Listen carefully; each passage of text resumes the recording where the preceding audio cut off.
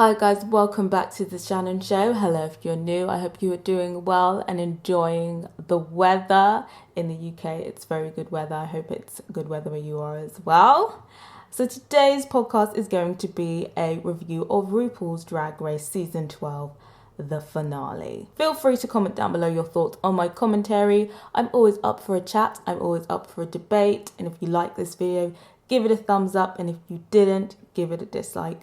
No hard feelings. So obviously we know it's a virtual reunion. Like I said in my last podcast, I was a bit iffy about it, I wasn't sure if it was gonna work. I guess they just had to make it work.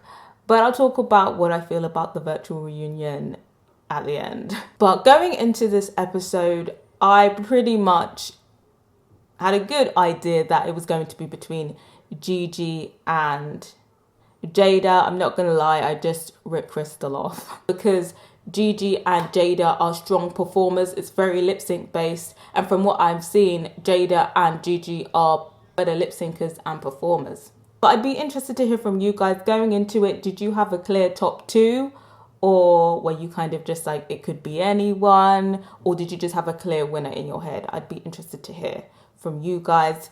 Like I said in my prior podcast, I was team Jaida and I would have been happy if Gigi won as well. So in the beginning of the episode, they introduced the contestants of season 12 and we get to see them in their final fits, all up in their living rooms and gardens. So let's talk about the fits. So first we see Dahlia, and it was a decent fit, probably the best fit that we've seen from her on the show. So I was impressed. Okay, Dahlia upgrading, we love to see it. Then we see Rock M, and it was okay. I was expecting a little bit more from the previous things that I've seen from Rock M, but it was okay. Nikki, she was looking okay. She was looking a little bit boxy though. There wasn't really much shape from the outfit. Aiden, okay, she really pulled out the stops for this finale. Definitely the best thing that she's wore in this competition. And I was definitely here for Aiden's look. Come on, girl, we love it. We love an upgrade. We love to see it. Then we see Britta, and I feel like the concept of her outfit was really good, but I think the construction of it was a little bit sloppy in some areas. Then we see Jan, decent outfit. I mean, Jan was always pretty consistent on the runway. Then we see Widow, and Widow looks like a Halloween spider. It's just very plasticky. I mean, her last outfit was pretty decent, so I'm not really sure what she was thinking. I don't know what she was thinking with this outfit, to be honest. Then we see Heidi. She's got a nice dress on, but when she turned around, the zip wasn't all the way up, so I don't know if she's living by herself, but yeah. The zip was not all the way up, but sometimes it be like that when you don't have anyone to help you. You just gotta firm the little undone zip. Then we see Jackie, and she looks good in her outfit. She's looking very pretty. We love to see it. The makeup is done very well. The wig is sitting right. Yes, we love to see it. And then we see the top three looks, and Crystal, she's a pinata. I mean, it's Crystal. Could we really expect anything less from her? Then we see Gigi. Okay, I really love the texture of her outfit. It was very high fashion, very classic Gigi. And then we have Jaida. It was a decent outfit, but I think that it kind of looked like two different outfits because the top seemed very creative, but then the bottom was just kind of just this plain black skirt. So overall, I think I'm just going to say it was, I guess, semi-good, semi-plain. And then, of course, Ru is back with her mask. Obviously, she can't be asked to do her own makeup. And we've got a rhinestone mask today. So the structure of this episode is quite interesting. Obviously, last episode, she was talking about there's going to be 5 lip syncs. And I was just like, I'm not sure if having more lip syncs is going to make up for the fact that we're not seeing this live. But okay. And the structure of the 3 lip syncs were, the first one was there was going to be a 3-way close-up lip sync. The second one was going to be a lip sync from home. It's a kind of individual production type of thing. They get to pick their song of choice. And then number 3 is going to be the top 2 queens lip sync for the crown side by side in a type of virtual setup. So then after that, we have a section with the celebrities talking about how much they love Drag Race. And I'm not going to lie, I didn't really care for it. Then we see the interviews, and the interviews is basically the same thing that we see every season. They talk about their journey on the show, we see bits of their family, and they talk about what they would tell their younger selves. I don't really think it was that interesting entertainment-wise, but obviously it's a staple piece, so I get it. But I think one interesting piece of information that we learn from the interviews is that obviously Gigi throughout the show has talked about how her family, or her mother and her brother, have been very accepting of who she is, and her creativity, and how her mother took her to her gay uncle, and it painted the picture of the family was very accepting. But we often just focused on the mother, but she actually reveals that her dad actually had an issue with it in the very beginning. Obviously they got past that. That was quite an interesting piece of information. Then we have a kind of thank you section for the key workers. Then we have a Heidi skit. Again, this is kind of just filler going on here. And then we have the first lip sync. Obviously it's the close-up thing, and it's to RuPaul's new song, Bring Back My Girls. I mean, is it really a RuPaul finale if RuPaul isn't plugging her new music?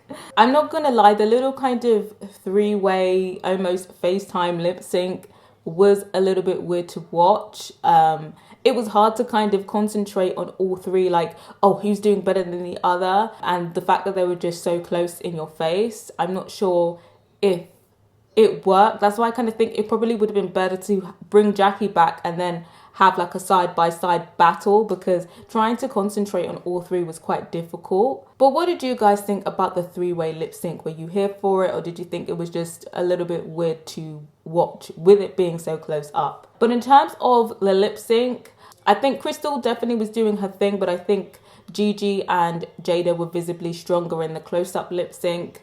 And I think in terms of who I think won that lip sync round, I think it was Gigi who won it. But I'd be interested to hear from you guys. Who do you think won the first lip sync? Then we see a tribute to one of the producers who unfortunately passed away. And I think she was pretty much the only producer of colour on that show. I know RuPaul's gotten a lot of flack for not having diverse producers.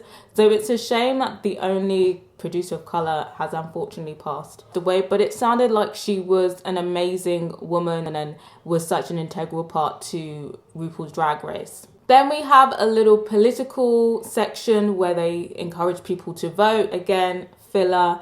And then we see round two. So round two is where they do their own kind of individual lip syncs that they produced within their own homes. So first off, we see Crystal, and it was interesting, obviously, classic Crystal, she's a bird. And it was to Nelly Furtado's, the song where it's like, I'm like a bird, I only fly away. And she's just kind of like lip syncing to a cut-out of her being a bird.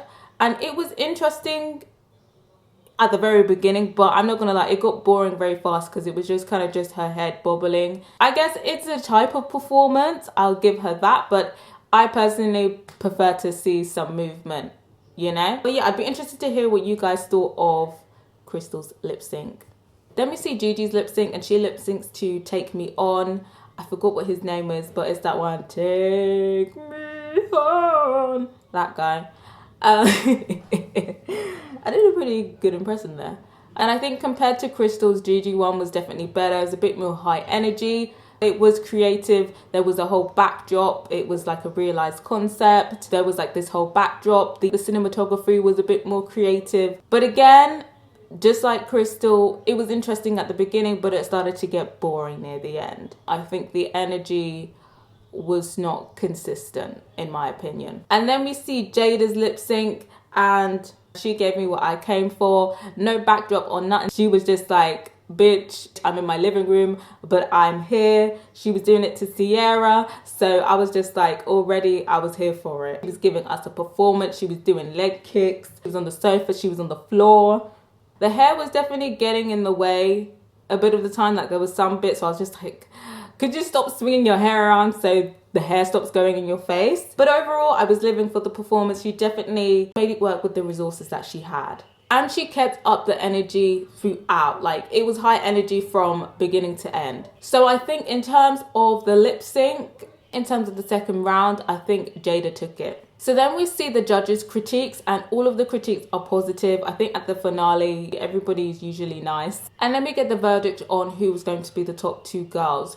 Now, my predictions were it was going to be Gigi and Jaida because I thought they were the best two out of the second round. But Rue decided to keep all three of them, which I thought was quite interesting because I thought it was very clear who the top two was. But you know, I guess spirit of positivity and everything. So round three, we were going into a three-way lip sync for the crown, which I'm not gonna lie, I was just like, because I knew it was just gonna be, again, visually just looking at a three-way lip sync via FaceTime, I knew it was just gonna be annoying. Get a skit with Nina West, who was obviously Miss Congeniality last year. So obviously we know what's going to happen next. We know they're going to crown a Miss Congeniality. But in terms of what my predictions were for Miss Congeniality, I had a good idea it was going to be Heidi. But I thought if it wasn't Heidi, it was going to be Jan. If it wasn't Jan, it was going to be Rock M. But who did you think it was going to be and who you thought should have won Miss Congeniality? Did you think, yes, it should have been Heidi, or do you think... And if you do think it should have been somebody else, who do you think it should have been? So obviously Heidi was crowned Miss Congeniality, and it was a pretty good prize this year for Miss Congeniality, 10K. Obviously 10K is a nice chunk of cash, especially with everything that's going on, shawty. I could use me a nice 10K check. And what's interesting this year is that all of the other queens got a 2K check as well, which is the first time they've done that for all of the queens. So this season was definitely a good season to be on. Then we get a skit with Evie Oddly, so we already know the final lip sync is coming up. And then we have the final lip sync, and it's to Survivor, Destiny's Child. Everybody knows that song. And then obviously it's the lip sync. So Crystal was being Crystal. She was grooving, she was having fun with it, she was getting down with it. And then Gigi, I'm not gonna lie, I was disappointed in Gigi's lip sync. I really think that the direction she went down was questionable. She's dressed as Dorothy, and at first she was wearing these high knee boots, and I was just like, why is she wearing these black high knee boots? They look a little strange with her outfit.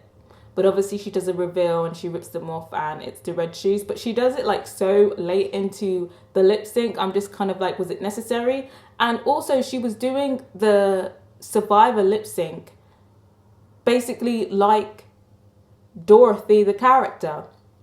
And I was just like, what are you doing, Gigi? Because I knew she can definitely perform R&B. She can lip sync and she can perform R&B. So I don't understand why she decided to go down this route.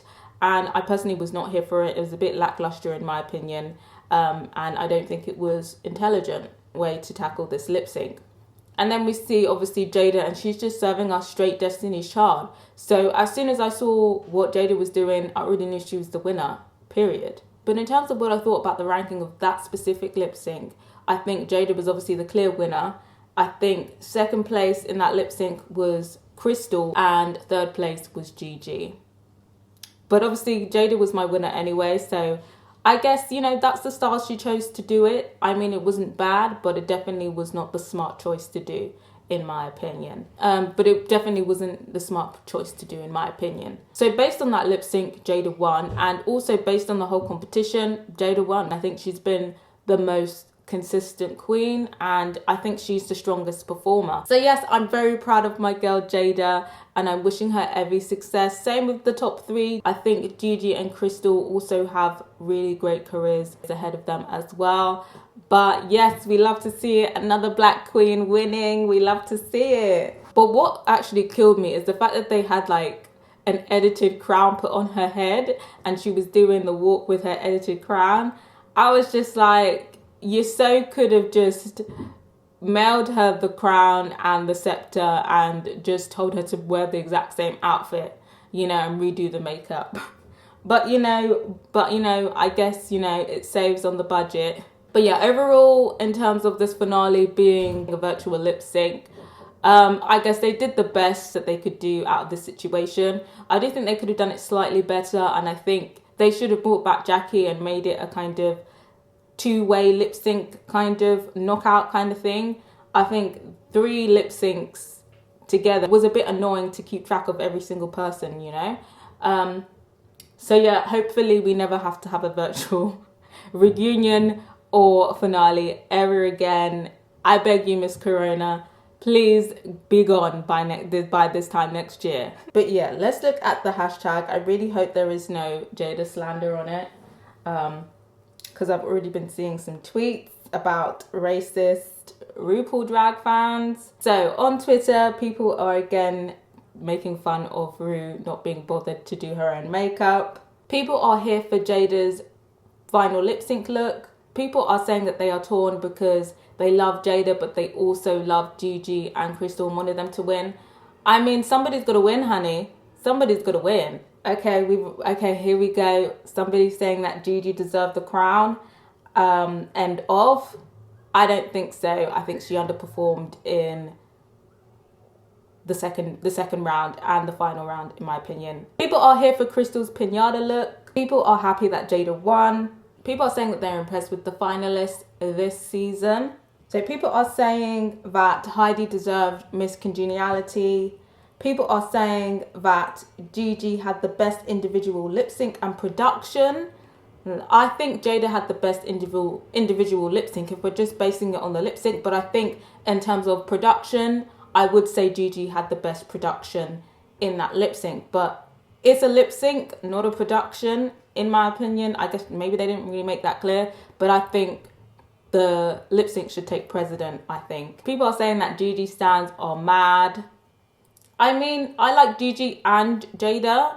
And like I said, I wouldn't have minded if Gigi won, but I think Jaida clearly had the best performance in this finale.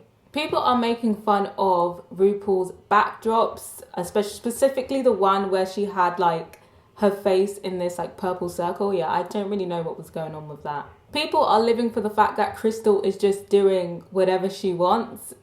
Honestly, I really respect Crystal for that. Like, she literally does just do whatever she wants. She actually does not give a fuck. People are comparing RuPaul's look to El Zorro. So yeah, that's pretty much the rundown on Twitter. It's the end of another season, but I think we're actually getting All-Stars pretty soon. I'm pretty sure it's coming out in July.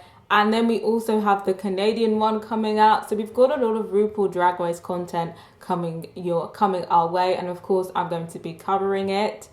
I hope you've enjoyed your time on my podcast, whether you've just tuned in for today or whether you've been here since midway or the beginning. I'd be interested to hear what you thought of this episode, what you thought of the results of this episode, and of course, your thoughts on my commentary as well. Subscribe if you haven't, and if you have, don't forget to press that notification bell so you know when the next review is coming, when that drops. I'm still on the road to 1.3k and I'd appreciate if you help me reach my short-term goal. Till next time, guys, bye.